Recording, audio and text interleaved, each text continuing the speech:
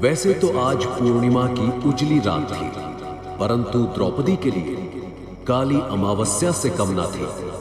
एक फांस जो हृदय में हमेशा से चुभी हुई थी, वो आज कुछ अधिक तीस दे रही थी कि उसने जितना अर्जुन को प्रेम किया, वैसा अर्जुन से पलट कर कभी ना मिला। अर्जुन का 12 वर्ष का राज्य से निष्कासन अर्जुन का नहीं बल्कि द्रौपदी का दंड बना था। अर्जुन ने तो उस दौरान 3 विवाह कर लिए थे, नागकन्या उलूपी से, मणिपुर की राजकुमारी चित्रांगदा से व श्री कृष्ण की बहन अपने पहले प्रेम सुभद्रा से। एक बार भी उसने पलटकर द्रौपदी की ओर नहीं देखा। महामुनि की कही बात सोचते हुए द्रौपदी अतीत के पन्ने पलटते हुए स्वयं से ही संवाद करने लगी। कौन है वो जिसकी महामुनि बात कर रहे थे, जो मुझे सच में प्रेम करता है? अर्जुन तो हो नहीं सकते, उनका प्रेम मैं नहीं सुभद्रा थी। मुझे तो बस किसी राज्य की तरह जीता और भाइयों में बांट दिया। युधिष्ठिर, नकुल, सहदेव ने भी पति का संबंध तो रखा, लेकिन उनके साथ मुझे प्रेम जैसा तीव्र भाव कभी महसूस ही नहीं हुआ। उन्हें कभी भी मेरी हंसी से या मेरे आंसुओं से कोई फर्क नहीं पड़ा।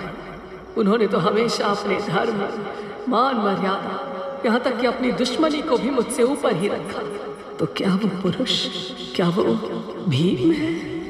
द्रौपदी की आंखों के आगे भीम के साथ बिताए पल तैरने लगे।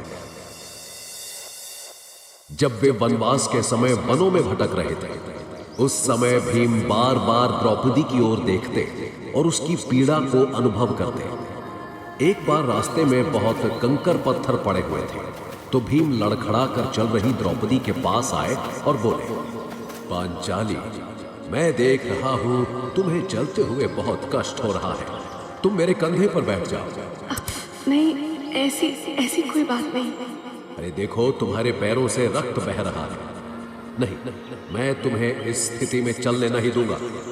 भीम ने जबरन पांचाली को उठाकर अपने कंधे पर बैठा लिया और लंबा कठिन मार्ग यूं ही तय किया। द्रौपदी को एक घटना और याद आई। जब वे सभी अज्ञातवास में कैलाश पर्वत के आसपास घूम रहे थे, उस समय यक्षों के राजा कुबेर का निवास भी कैलाश पर्वत पर ही था। कुबेर के नगर में एक सरोवर था जिसमें सुगंधित फूल थे। उन फूलों की महक दूर तक जाती थी। वह द्रौपदी तक भी पहुंची और उन्हें पाने के लिए वह मचल उठी। उसका बाल हठ किसी ने न माना सिवाय भीम के। मुझे ये मतवाली सुगंध वाला फूल चाहिए। क्या कोई ऐसा पुरुष नहीं जो मेरे लिए उसे ला सके? बाकी पांडवों ने इसे द्रौपदी का बेकार का हठ मानकर यूं ही नजरअंदाज कर दिया, परंतु भीम ने कहा, मैं तुम्हें वचन देता हूं पांचाली, जब तक वे फूल लाकर तुम्हारे कदमों में ना डाल दूं, तुम्हें अपना चेहरा नहीं दिखाऊंगा। भीम तुरंत कैलाश पर्वत पर उस फूल की खोज में चल पड़े और बड़ी मुसीबतों का सामना कर अंततः उसे खोज कर ले आए। द्रौपदी को ऐसी अनेक घटनाएं याद आ गई जब भीम ने उसकी इच्छाओं का, भावनाओं का ध्यान रखा।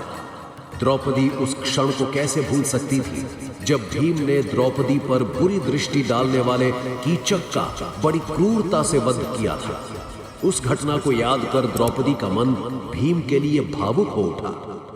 बात तब की है जब 5 पांडव व द्रौपदी 1 वर्ष के अज्ञातवास में मत्स्य राज विराट के महल में नाम और वेश बदल कर रह रहे थे। द्रौपदी ने अपना नाम सैरंध्री रखा हुआ था और वो महारानी सुदेशना की दासी बनी हुई थी। एक दिन महारानी का भाई कीचक उनसे भेंट करने आया। जब उसने दासी बनी द्रौपदी को देखा तो उसके दमकते चेहरे से नजर हटा न पाया। ये कौन है दीदी? तुम्हारी सखी को पहले कभी नहीं देखा। हाल ही में आई है, बड़ी भली है। मगर इसकी चाल ढाल, रूप, व्यक्तित्व तो किसी रानी जैसे लगते हैं। देखा नहीं कितने अकड़ से देख कर गई है मुझे। तुम भी तो उसे कितनी लोलुप दृष्टि से निहार रहे थे भाई। खुद पर जरा नियंत्रण रखा करो। बहन के सामने कीचक चुपचाप बैठ गया, परंतु उसकी आंखों में द्रौपदी का रूप उतर गया था। वो उसका पीछा करने लगा। अकेले देख उसे छेड़ने लगा। एक दिन तो उसने द्रौपदी की बाह भी पकड़ ली। यहाँ आओ सुंदरी, तुम दासी बनने के नहीं रानी बनने के योग्य हो। मेरे साथ चलो, वचन देता हूं तुम्हें रानी बनाकर रखूंगा। तब द्रौपदी उसे जैसे तैसे धक्का देकर भाग गई, परंतु अब उसे कीचक का डर सताने लगा।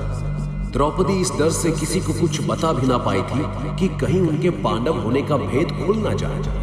यदि ऐसा हो जाता तो उन्हें एक बार फिर 12 वर्ष के लिए वनवास मिल जाता। परंतु जब कीचक की अशिष्टता की अति हो गई तो हार कर द्रौपदी ने भीम को उस बारे में सब बता डाला। ये सब जानकर भीम के क्रोध की कोई सीमा ना रही। उसका इतना दुस्साहस, उसका अंत अब निश्चित है। द्रौपदी, आप ऐसा कुछ भी नहीं करेंगे भीम। ऐसा करने पर हम सब पर बड़ी मुसीबत आ जाएगी। चाहे जो भी हो, तुम्हारे साथ ऐसी अभद्रता करने वाले को मैं जीवित नहीं छोड़ूंगा। ये मेरी प्रतिज्ञा है। भीम तुरंत कीचक के पास जाने लगा, परंतु द्रौपदी ने उसे जैसे तैसे रोका और फिर उन्होंने मिलकर कीचक को सबक सिखाने की योजना बनाई। द्रौपदी ने कीचक को रात के समय अपने कक्ष में बुलाया। वासना में अंधा कीचक बिना कुछ सोचे समझे वहां चला गया, परंतु कक्ष में द्रौपदी के स्थान पर भीम द्रौपदी के वस्त्र पहनकर लेटे हुए थे। अंधेरे में कीचक को कुछ समझ न आया और वो भीम के निकट जाकर बोला, मेरी प्रिया, अब मुझसे ये घूंघट क्यों? अब तो मेरा सब कुछ तुम पर न्यौछावर है। अब हम प्रेमियों के बीच कोई दीवार नहीं होनी चाहिए। जैसे ही कीचक द्रौपदी बने भीम के ऊपर झुका, भीम उसे धक्का देकर उछल कर खड़े हो गए। अनेक आंख खोल कर देख पापी, तू अपनी प्रिया के नहीं बल्कि अपनी मृत्यु के सामने खड़ा है। आगे बढ़ और अपनी मृत्यु का आलिंगन कर। इतना कहकर भीम ने कीचक को लात और घूंसों से बुरी तरह मारा और फिर पृथ्वी पर पटक पटक कर मार डाला। तब भी भीम का क्रोध शांत न हुआ। उन्होंने कीचक के शव को इतनी बुरी तरह तोड़ मरोड़ कर छोड़ा कि उसकी पहचान ही मिट गई। अब तो उसे छोड़िए भीम, शव के साथ ऐसा व्यवहार ठीक नहीं। जो तुम्हारा अपमान करेगा उसका अंत ऐसा ही होगा पांचाली। उस दिन द्रौपदी को अत्यंत संतोष हुआ था कि कोई तो है जो उसके बारे में इतना सोचता है, जिसके लिए वो इतनी महत्वपूर्ण है। ऐसी ही पाशविकता भीम ने महाभारत के युद्ध में द्रौपदी का चीरहरण करने वाले दुशासन का वध करते हुए दिखाई थी। जब उसका वध करके अपने हाथों से ही उसने उसके सीने को चीरा था और उसका रक्त द्रौपदी को केश धोने के लिए दिया। इसके बाद ही सालों बाद द्रौपदी ने अपने केश बांधे थे। अतीत से लौटकर द्रौपदी ने एक गहरी सांस भरी। महामुनि ठीक ही कह रहे थे, पास मीठे जल का स्रोत हो मगर प्यासी आंखें दूर आसमान को ही ताक रही हो, तो इसमें गलती किसकी है? प्यासे की ही हुई ना। प्रिय भी, ईश्वर से आज यही मांगती हूँ कि अगर अगला जन्म मिले तो मैं सिर्फ तुम्हारी पत्नी बनूं और इस जन्म में तुम्हारे प्रेम की अनदेखी करने का जो पाप मुझसे हुआ है उसका प्रायश्चित करूं। मगर मैं उस अपमान को कैसे भूलूं जो कौरवों की राजसभा में हुआ था। तुम भी तो उस वक्त वहीं थे। उस वक्त कहाँ गया था तुम्हारा प्रेम? भाइयों के प्रेम के आगे, तथा कथित धर्म और मर्यादा के आगे मेरा प्रेम छोटा पड़ गया था ना। ये सोचते हुए द्रौपदी आंखों में अगले दिन की प्रतीक्षा लिए सो गई, जब उसे महामुनि से कुछ और प्रश्न करने थे।